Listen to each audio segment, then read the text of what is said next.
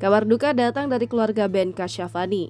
Ayah Ben Kasyafani, Ashar Budiman, meninggal dunia pada Selasa 29 November 2022.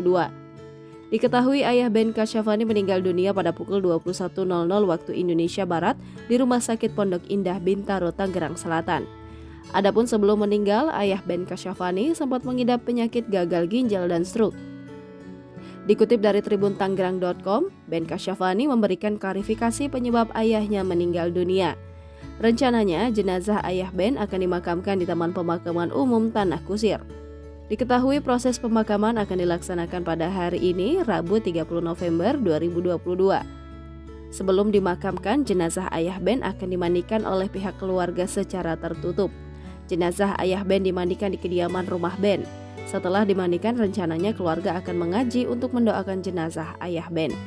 Namun hanya dilakukan oleh keluarga inti saja, bukan untuk umum.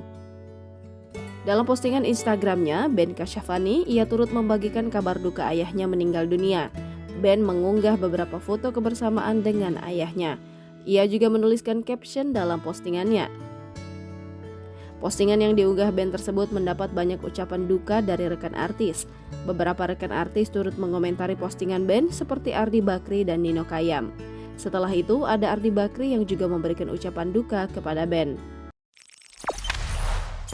Jangan lupa subscribe, share, komen, dan like ya!